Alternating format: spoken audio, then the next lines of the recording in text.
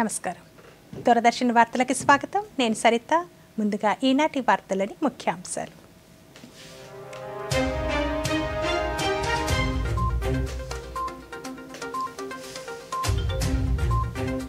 ఉగ్రవాదం, నక్సలిజాన్ని నిర్మూలించేందుకు చర్యలు తీసుకుంటున్నామన్న ప్రధాని మోదీ.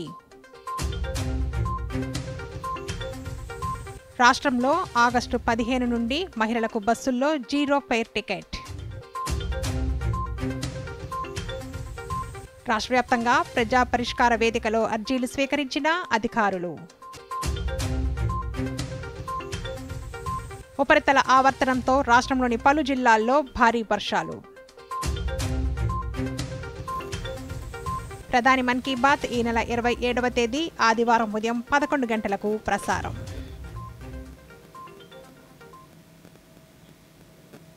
ఇక వార్తలోని వివరాలు.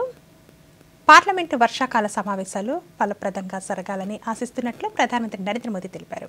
పార్లమెంటు సమావేశాల నేపథ్యంలో పార్లమెంటు భవనం వద్ద ప్రధాని మీడియాతో మాట్లాడుతూ దేశ ప్రగతి కోసం అందరూ కలిసి నడవాల్సిన సమయం ఇదేనన్నారు.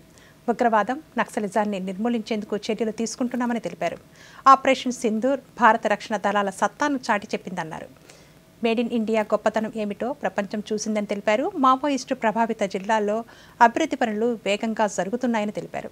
అంతర్జాతీయ అంతరిక్ష కేంద్రంలో త్రివర్ణ పతాకం ఎగరడం ప్రతి ఒక్క భారతీయుడికి గర్వకారణమని, భారత అంతరిక్ష యాత్రలో ఇదో కీలక మైలురాయని ప్రధాని పేర్కొన్నారు. लेकिन देश हित में मन जरूर मिले, इसी एक भावना के साथ इस मानसून सत्र से देश के विकास यात्रा को बल देने वाले, देश की प्रगति को बल देने वाले, देश के नागरिकों को सामर्थ्य देने वाले अनेक विधेयक प्रस्तावित हैं. सदन विस्तृत चर्चा करके उसको भी पारित करेगा. पहलगाम की क्रूर हत्या, अत्याचार, नरसंहार पूरी दुनिया चौंक उठी थी.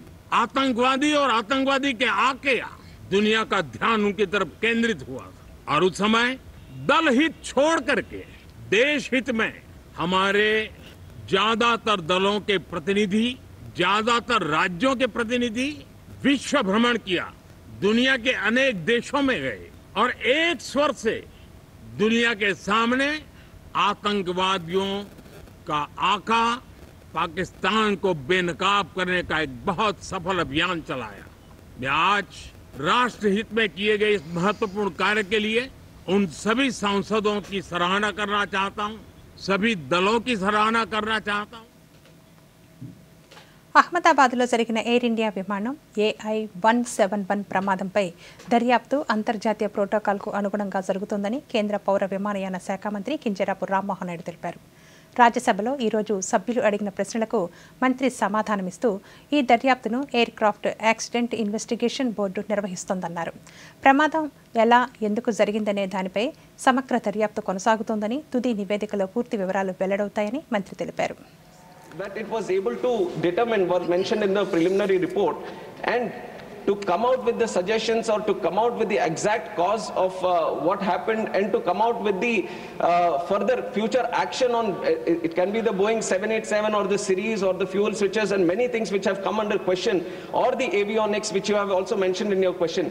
To have a definitive answer and a definitive future correction measures, we have to look at the final reports. After the incident itself, one aircraft investigation bureau, they are running the investigative process into finding out how and why the incident happened, and on the other side overlooking in a holistic approach on the safety measures and what can be done further, because not only within the country, we are also trying to study other countries across the world where there might be better safety measures in their own countries. So we have also formed a high-level committee under the chairmanship of Home Secretary, and all important people from the aviation are also participating in it, and they are calling people from multiple sectors who are necessary to give more suggestions regarding this, and it is an ongoing process, sir. It was formed right after the incident, and it has got a timeline of 3 months so that they can have multiple meetings within this.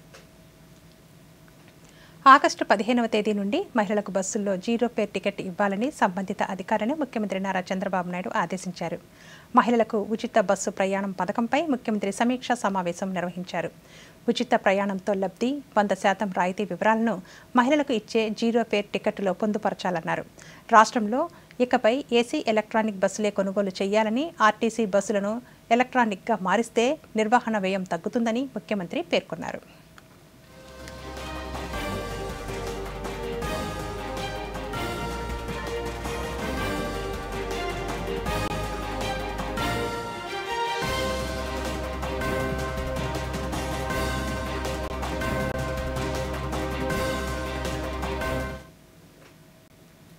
రాయలసీమలో Shri city, Hindupur, కొప్పర్తిల్లో electronics పరికరాల ఉత్పత్తికి విస్తృతమైన అవకాశాలు ఉన్నాయని ముఖ్యమంత్రి చంద్రబాబు నాయుడు తెలిపారు. Electronics పరికరాలను ఉత్పత్తి చేసేందుకు అనువుగా ఈ ప్రాంతాలకు పెట్టుబడులను ఆకర్షించాలని అధికారులకు సూచించారు. ఎలక్ట్రానిక్స్ కాంపోనెంట్స్ మ్యానుఫ్యాక్చరింగ్ పాలసీ 4.0పై రాష్ట్ర సచివాలయంలో మంత్రి సమీక్ష నిర్వహించారు. 2025-30 మధ్య ఎలక్ట్రానిక్స్ పరిశ్రమలకు సంబంధించిన పెట్టుబడులను ఆకర్షించడమే లక్ష్యంగా నూతన విధానంపై చర్చించారు.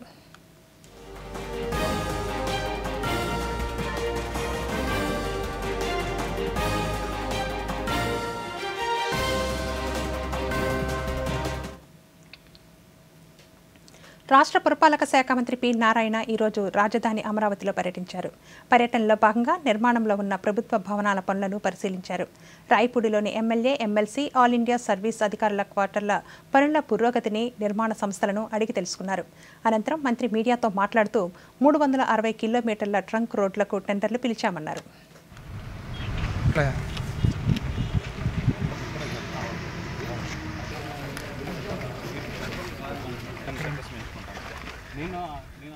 దాదాపు 360 కిలోమీటర్లు ట్రంక్ రోడ్స్, మెయిన్ రోడ్స్కి టెండర్లు వేయడం జరిగింది.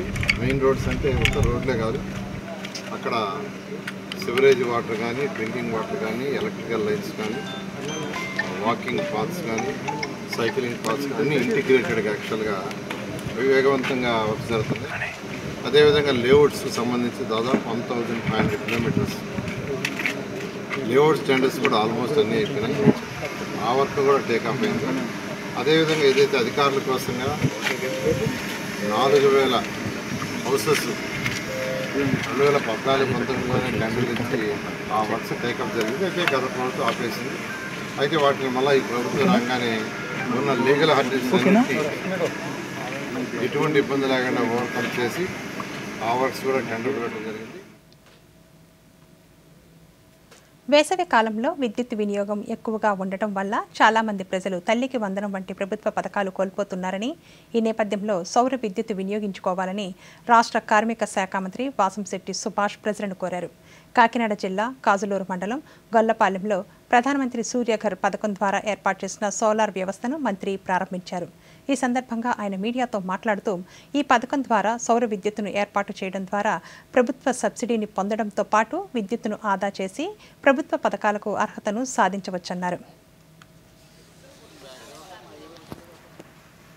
ప్రధానమంత్రి సూర్యఘర్ పథకం ద్వారా సౌర విద్యుత్ని అందరికీ అందించాలనే ముఖ్య ఉద్దేశంతో ఈ డ్వాక్రా గ్రూప్ మహిళల ఇంట్ల పైన ఈ సౌర విద్యుత్ అనేది ఏర్పరిచి దాన్ని ఇన్స్పిరేషన్గా తీసుకుని మిగతా వారందరూ ఈ సౌర విద్యుత్ని పిఎం సూర్యఘర్ ద్వారా ఉపయోగించుకోవాలని నా ఈ ప్రభుత్వం ఒక విజ్ఞప్తి. 1 kV వస్తే బీసీలకి అందరికీ కూడా సుమారు 65,000 అయ్యేది 30,000 సబ్సిడీ ఇచ్చి 35,000 కట్టుకునే విధంగా, అదేవిధంగా 3 kV వచ్చేటప్పటికి 78,000 సబ్సిడీ వచ్చి 1,22,000 కట్టుకునే విధంగా వెసులుబాటు ఇవ్వడం జరిగింది. గ్రీన్ హైడ్రోజన్ వ్యాలీ అమరావతి డిక్లరేషన్ను ముఖ్యమంత్రి నారా చంద్రబాబు నాయుడు విడుదల చేశారు. ఉండవల్లిలోని ముఖ్యమంత్రి క్యాంపు కార్యాలయంలో chief secretary Vijayanand, Nedcap MD Kamalakar Babu సమక్షంలో ఈ కార్యక్రమం జరిగింది. 2030 నాటికి ఆంధ్రప్రదేశ్ను గ్రీన్ హైడ్రోజన్ వ్యాలీగా తీర్చిదిద్దేందుకు అవసరమైన కార్యాచరణ ప్రకటిస్తూ డిక్లరేషన్ను రూపొందించారు. ఇటీవల అమరావతిలో గ్రీన్ హైడ్రోజన్పై 2 రోజుల పాటు జరిగిన సమ్మిట్లో గ్రీన్ హైడ్రోజన్ కంపెనీల సీఈఓలు, సీఓఓలు, ఎండీలు, ఇండస్ట్రీ రంగ నిపుణులు పాల్గొన్నారు. 2 రోజుల పాటు జరిగిన సమ్మిట్లో చర్చించిన అంశాల ఆధారంగా రాష్ట్ర ప్రభుత్వం డిక్లరేషన్ ప్రకటించింది.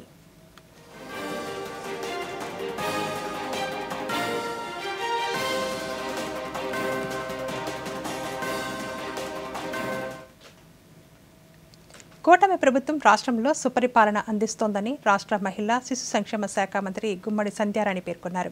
తిరుపతిలో ఈరోజు ఆమె మీడియాతో మాట్లాడుతూ కూటమి ప్రభుత్వ హయాంలో రాష్ట్రాభివృద్ధి వేగంగా జరుగుతోందన్నారు. మహిళాభివృద్ధి, విద్యాభివృద్ధికి ప్రభుత్వం అధిక ప్రాధాన్యత ఇస్తోందని తెలిపారు.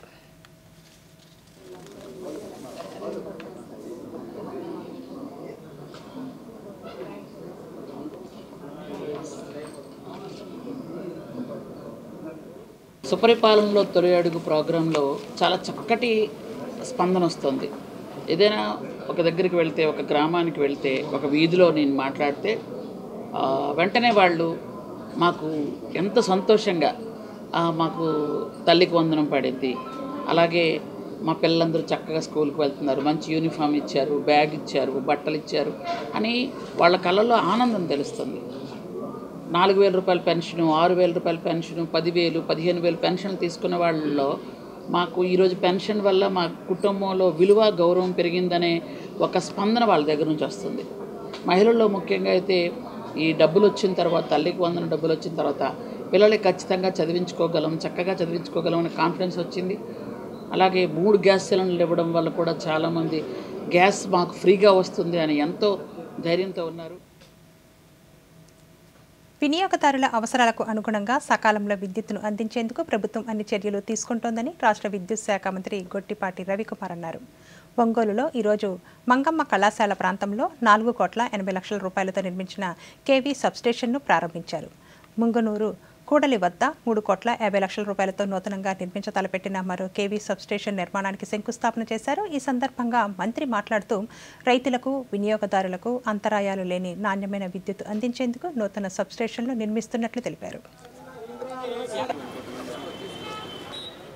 ఇవాళ సుపరిపాలన తెలుగు అడుగు కార్యక్రమం ద్వారా నేను స్థానిక శాసనసభ్యులు దామచర్ల జనార్దన్ గారు, అట్లానే విజయ్ కుమార్ గారు, ఎమ్మెల్యే గారు, మేమందరం కూడా ఇక్కడికి వచ్చాము. దాదాపు 4,80 లక్షల రూపాయలతోటి వాళ్ళ సబ్స్టేషన్ ప్రారంభిస్తున్నాము. ఈ ప్రభుత్వం అధికారంలోకి వచ్చిన తర్వాత నాణ్యమైన విద్యుత్తు, 9 గంటల విద్యుత్తు రైతులకి, అట్లానే ఇళ్లకి మంచి విద్యుత్ ఇవ్వాలనే దానికోసం వాళ్ళ సబ్స్టేషన్ ప్రారంభించాము. ఇంకో సబ్స్టేషన్ భూమి పూజ చేస్తున్నాం. అదేవిధంగా టౌన్లో ఎప్పటి నుంచో ఏలాడతారు వైర్లు, ఇబ్బందిగా ఉందని మెయిన్ సెంటర్లో చెప్తే ఇప్పుడు ఆర్డీఎస్ఎస్ కింద దాదాపు 250 నుంచి 260 టవర్లు వేసి హైట్లోకి తీసుకెళ్తున్నాం. అవన్నీ కూడా వాళ్ళు శంకుస్థాపన చేస్తున్నాం. తొలడుకు సుపరిపాలన కార్యక్రమం ద్వారా పొద్దున్నే 2-3 వార్డుల్లో ప్రజలను కూడా కలిసాము. గ్యాస్ ఏ విధంగా అందుతుంది, పిల్లల చదువు కోసం తల్లికి వందనం కార్యక్రమం ద్వారా అందరూ కూడా డబ్బులు వేసాం, ఏ విధంగా వెళ్తున్నాయి, రాబోయే రోజుల్లో తొందరగా గ్యాస్ ఇస్తున్నాము. సుపరిపాలనలో ముందడుగు కార్యక్రమంలో భాగంగా నెల్లూరు పార్లమెంటు సభ్యులు వేమిరెడ్డి ప్రభాకర్ రెడ్డి ఈరోజు కావలి నియోజకవర్గంలోని చలంచర్ల గ్రామంలో పర్యటించారు. ఈ సందర్భంగా ఆయన మాట్లాడుతూ గత ప్రభుత్వ అనాలోచిత నిర్ణయాలతో రాష్ట్రంలో ఆర్థిక పరిస్థితులు నెలకొన్నప్పటికీ ఎన్నికల హామీలను కూటమి ప్రభుత్వం నెరవేరుస్తుందన్నారు. రాష్ట్రాభివృద్ధికి ముఖ్యమంత్రి నారా చంద్రబాబు నాయుడు శ్రమిస్తున్న తీరును ప్రజలకు తెలియజేయడం మంచి అవకాశంగా భావిస్తున్నట్లు తెలిపారు. ఈరోజు ఈ గ్రామంలో ప్రజలు చూస్తుంటే ఎంత సంతోషం అంటే ప్రతి ఒక్కరి మనసులో ఆ సంతోషం కనపడుతుంది. ఇటువంటి గ్రామంలో ఈరోజు మీ ఎమ్మెల్యే గారు దాదాపు 6.5 కోటి అభివృద్ధి పనులు శంకుస్థాపనలు అయితేమి, ఇనాగరేషన్ ప్రారంభోత్సవాలు అయితేమి చేశాం. చంద్రబాబు నాయుడు గారు ఈ ఆర్థిక పరిస్థితుల వల్ల ఢిల్లీ వస్తూ ఉన్నారు, మీకు అందరికీ కూడా తెలుసు.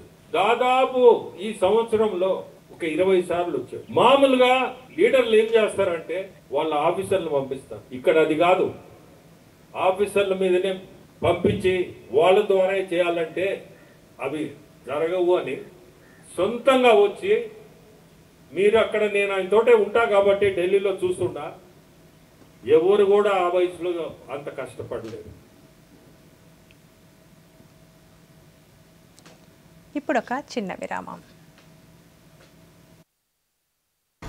సార్ బెర్రీ పులావ్ ట్రై చేయండి, బాగుంటుంది. ఎలా ఉంది? అరే అతని తీక్షణంగా ఏం చూస్తావు? టిప్స్ ఇగ్నోర్ చేయాలి, ఇంకా బుర్రను ఉపయోగించి ఆర్డర్ ఇవ్వాలి. మార్కెట్ యొక్క స్టాక్ టిప్స్ ఎంతో మంది ఇస్తారు, డేంజరస్ కావచ్చు. కంపెనీ ఇంకా రిస్క్ గురించి పూర్తిగా అర్థం చేసుకోవాలి, తర్వాతే ఇన్వెస్ట్ చేయాలి.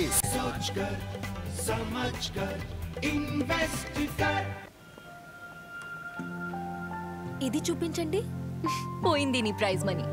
కాస్తైనా ఇన్వెస్ట్ చేసుకో. వచ్చేప్పుడు చేసేసా మొబైల్తో. ఎందులో? గవర్నమెంట్ సెక్యూరిటీస్ లో. RBI retail direct mobile app ఉందిగా. రీటైల్ డైరెక్ట్ స్కీమ్ ద్వారా ఇన్వెస్ట్మెంట్ అంటే మెచ్యూరిటీకి guaranteed returns. No brokerage, no hidden fees. మెచ్చుకున్నాం. నిన్ను కాదు, యాప్ ని. ఆర్బీఐ అంటోంది తెలివిగా ఆలోచించండి, అప్రమత్తంగా ఉండండి. తిరిగి వార్తలకి స్వాగతం. పార్వతీపురం మన్యం జిల్లాలోని గిరిజన మారుమూల గ్రామ ప్రజలకు అందుబాటు ధరల్లో నాణ్యమైన సరుకులను అందించేందుకు గిరి బజార్ వాహనాలను అందుబాటులోనికి తెచ్చినట్లు జిల్లా కలెక్టర్ ఎస్ శ్యామ్ ప్రసాద్ తెలిపారు. జిల్లా గ్రామీణాభివృద్ధి సంస్థ ఆధ్వర్యంలో ఈరోజు సిఎస్ఆర్ నిధులతో రూపొందించిన గిరి చైతన్య వాహనాల ప్రారంభోత్సవ కార్యక్రమం నిర్వహించారు. ఈ కార్యక్రమానికి జిల్లా కలెక్టర్ ముఖ్య అతిథిగా పాల్గొని గిరి బజార్లను, గిరి చైతన్య వాహనాలను ప్రారంభించారు. ఈ సందర్భంగా ఆయన మాట్లాడుతూ గిరి చైతన్య వాహనాలు నాణ్యమైన సరుకులను విక్రయించడంతో పాటు ఖాళీ సమయాల్లో డిజిటల్ స్క్రీన్ల ద్వారా వివిధ అంశాలపై అవగాహన కల్పించి ప్రజలను చైతన్యపరచనున్నట్లు తెలిపారు.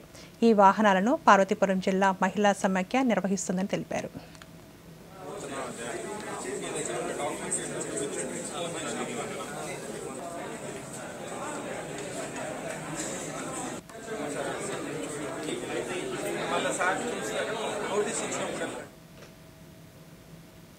డ్రగ్స్ రహిత రాష్ట్రంగా ఆంధ్రప్రదేశ్ను తీర్చిదిద్దేందుకు కృషి చేస్తున్నామని ఏగల్ టీం ఐజీ రవికృష్ణ తెలిపారు. విజయవాడలో డ్రగ్ దుర్వినియోగాన్ని నిరోధించడంపై రాష్ట్ర స్థాయి వర్క్షాప్లో డిప్యూటీ పోలీస్ కమిషనర్ కేజీవి సరితతో కలిసి రవికృష్ణ పాల్గొన్నారు.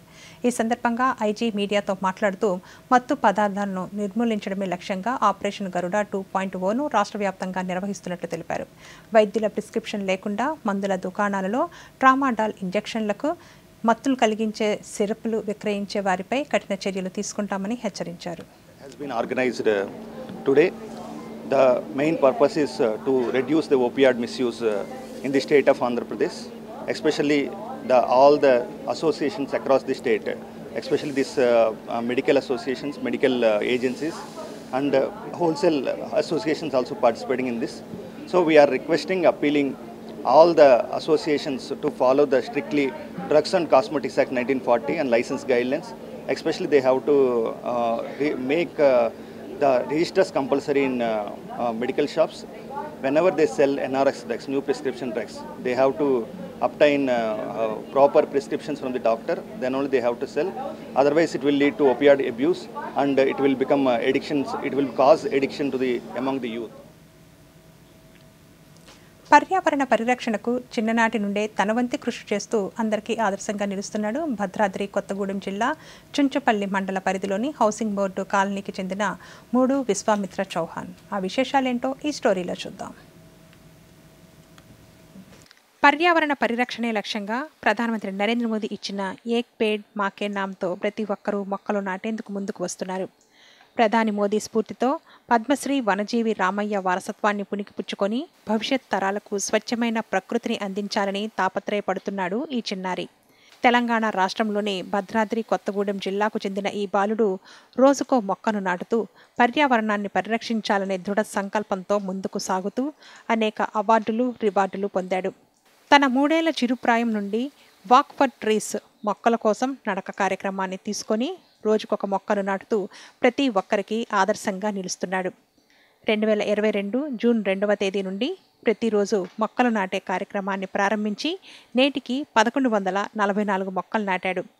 ప్రపంచంలోనే అతి చిన్న వయసులో మొక్కలు నాటుతున్న చిన్నారిగా ఇంగ్లాండ్ వండర్ బుక్ ఆఫ్ రికార్డులో చోటు సంపాదించి వనజీవి రామయ్య చేతుల మీదుగా రికార్డును అందుకున్నాడు. అత్యంత ప్రతిష్టాత్మకమైన ఇండియా బుక్ ఆఫ్ రికార్డులో విశ్వామిత్ర చౌహాన్ చోటు సంపాదించుకున్నాడు. జీనియస్ బుక్ ఆఫ్ రికార్డులో సైతం చోటు సంపాదించాడు. ఇండస్ ఫౌండేషన్ వారి కాకతీయ పురస్కారంతో పాటు జిల్లా కలెక్టర్ల చేతుల మీదుగా ప్రశంసా పత్రాలు అందుకున్నాడు. My name is Vishwamitra Chauhan. I am studying in first class, Navabharat Public School. చిన్నప్పుడు నుంచి మొక్కలు నాటుతున్నా. అందరి మొక్కలు నాటాలి. ఆక్సిజన్ ఇస్తుంది, ఫ్లవర్స్ ఇస్తుంది, లైఫ్ ఇస్తుంది, ఫ్రూట్స్ ఇస్తుంది, వెజిటేబుల్స్ ఇస్తుంది. కాబట్టి అందరు మొక్కలు నాటాలి. నేను నాటిన మొక్కలు ఎర్రచందనం, డైమండ్ మ్యాంగో, కడంబ, నేరేడు, స్టార్ ఫ్రూట్, ఎర్రచందనం, వాటర్ యాపిల్. కాబట్టి అందరు మొక్కలు నాటాలి. మధ్యప్రదేశ్లోని మండ్లాలో దేశ ప్రఖ్యాతిగాంచిన చిత్రకారుడు సయ్యద్ హైదర్ రజా స్మారకార్థం రజా స్మృతి కార్యక్రమాన్ని నిర్వహించారు. ఈ కార్యక్రమంలో చిత్రకళా ప్రియులు పెద్ద సంఖ్యలో పాల్గొన్నారు. తమ చిత్రలేఖన నైపుణ్యాన్ని ప్రదర్శించడానికి వచ్చిన వారికి గొడుగులు, డ్రాయింగ్ షీట్లు వంటి పెయింటింగ్ సామాగ్రిని నిర్వాహకులు అందించారు. పిల్లలు, మహిళలు ఉత్సాహంగా తమకు నచ్చిన వస్తువులపై పెయింటింగ్ వేసి ఆకట్టుకున్నారు.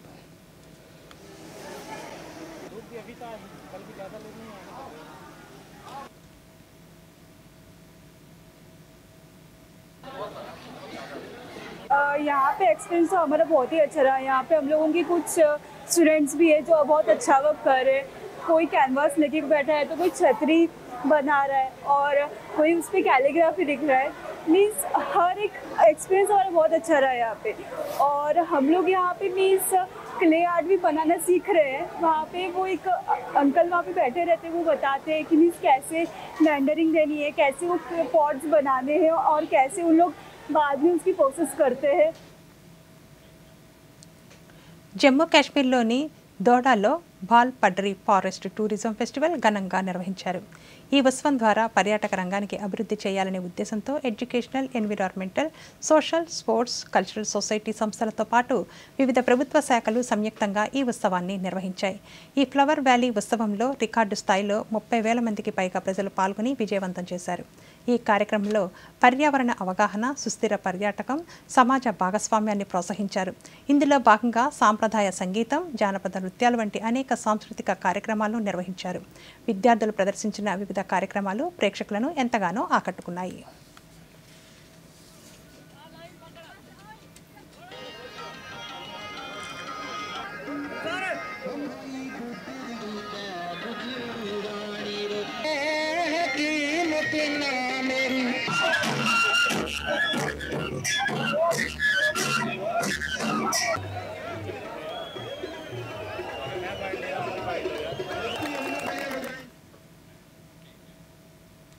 హిమాచల్ ప్రదేశ్ రాంపూర్లోని ఆయుర్వేద ఆసుపత్రిలో ప్రత్యేక చికిత్సా శిబిరాన్ని నిర్వహించారు. ఈ శిబిరంలో సాంప్రదాయ ఆయుర్వేద పద్ధతులతో రోగులకు చికిత్స అందించారు. గ్రామీణ ప్రజలకు ఆయుర్వేదం పట్ల పెరుగుతున్న ఆసక్తిని దృష్టిలో ఉంచుకొని ఈ శిబిరాన్ని ఏర్పాటు చేశారు. ఇక్కడ కంపింగ్ థెరపీ, జలగలతో రక్తశుద్ధి వంటి ఆయుర్వేద వైద్య సేవలను అందించారు. ఆధునిక జీవన శైలి వల్ల వస్తున్న వ్యాధులకు కూడా ప్రాచీన ఆయుర్వేద పద్ధతుల ద్వారా ఉపశమనం అందించడానికి ప్రయత్నిస్తున్నామని వైద్యులు తెలిపారు.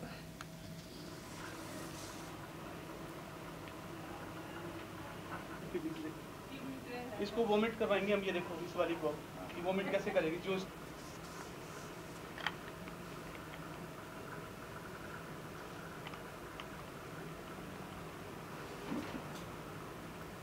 గుజరాత్లోని ధమన్లో పర్యాటకుల కోసం సరికొత్త గో కార్డింగ్ ట్రాక్ను ఏర్పాటు చేశారు. ఈ ట్రాక్ పర్యాటకులను ఎంతగానో ఆకర్షిస్తోంది. గో కార్డింగ్ అంటే చిన్న ఓపెనల్ వీల్ వాహనాలతో ట్రాక్ చుట్టూ చేసే రేసింగ్. ఈ సాహసంతో కూడిన సవారీ పర్యాటకులకు, ముఖ్యంగా యువతకు ఒక ప్రత్యేకమైన అనుభూతిని పంచుతోంది.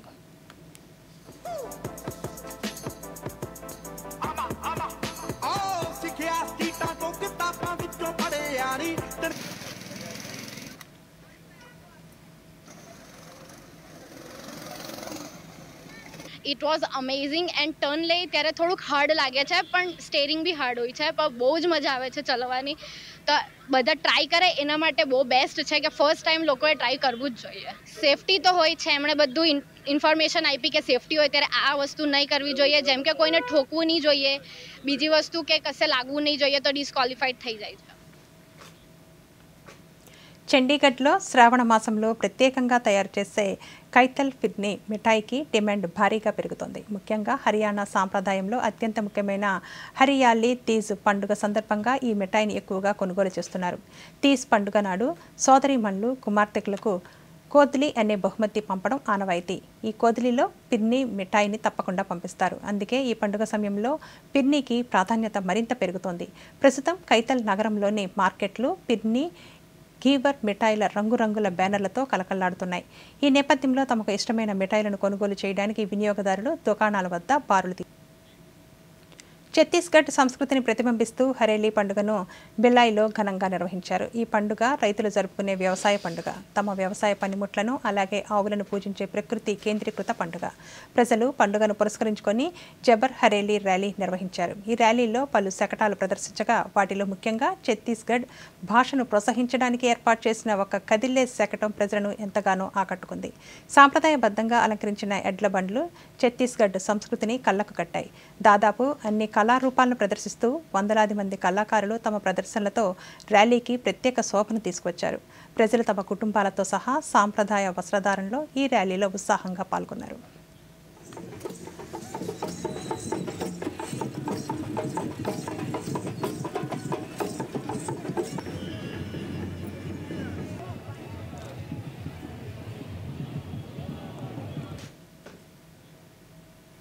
బంగ్లాదేశ్లో ఘోర విమాన ప్రమాదం జరిగింది ఆ దేశ వైమానిక దళానికి చెందిన శిక్షణ విమానం ఈరోజు ఢాకాలోని మైల్ స్టోన్ పాఠశాలపై కూలిపోయింది ఈ ఘటనలో 16 మంది మృతి చెందగా 100 మందికి పైగా గాయపడినట్లు స్థానిక మీడియా తెలియజేసింది ప్రమాద ఘటన అనంతరం బంగ్లాదేశ్ సైన్యం అగ్నిమాపక దళం సహాయక చర్యలను ప్రారంభించాయి బంగ్లాదేశ్ ప్రభుత్వం ఒకరోజు రాష్ట్ర సంతాప దినంగా ప్రకటించింది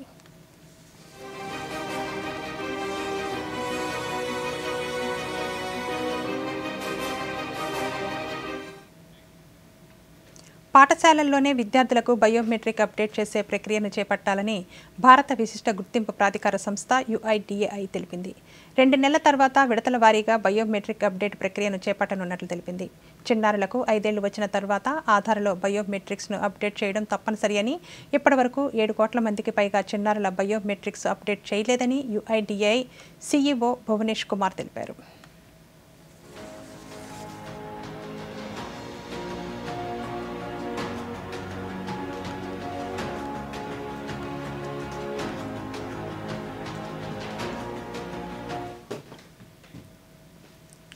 ప్రధానమంత్రి నరేంద్ర మోదీ తన మనసులోని భావాలను దేశ ప్రజలతో పంచుకునే మన్ కీ బాత్ కార్యక్రమం 124వ సంచిక ఈ నెల 27వ తేదీ ఆదివారం ఉదయం 11 గంటలకు ప్రసారమవుతుంది ప్రజలు తమ అభిప్రాయాలను నమో యాప్ ద్వారా కానీ స్వర సందేశాలనైతే 1800117800 నెంబర్కు ఈ నెల 25వ తేదీలోగా పంపవచ్చు అలాగే www.mygov.in వెబ్సైట్ ద్వారా కానీ 1922 నెంబర్కు మిస్డ్ కాల్ ఇవ్వడం ద్వారా తిరిగి మన మొబైల్కు వచ్చే సంక్షిప్త సందేశంలోని లింక్ ద్వారా కూడా అభిప్రాయాలను తెలియజేయవచ్చు ఆకాశవాణి సమన్వయంతో దూరదర్శన్ ఛానళ్లు మన్ కీ బాత్ కార్యక్రమాన్ని ప్రసారం చేస్తాయి ఈ కార్యక్రమ తెలుగు అనువాదం వెనువెంటనే దూరదర్శన్ సప్తగిరిలో ప్రసారమవుతుంది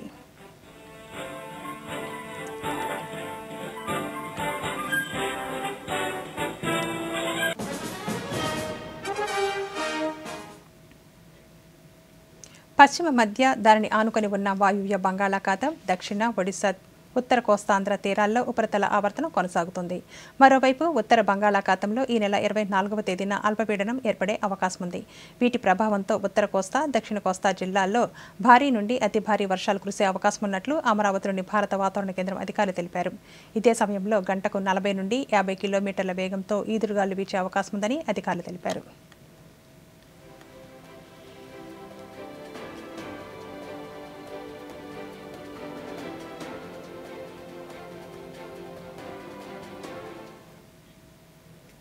ఈ వార్తలు ఇంతటితో సమాప్తం నమస్కారం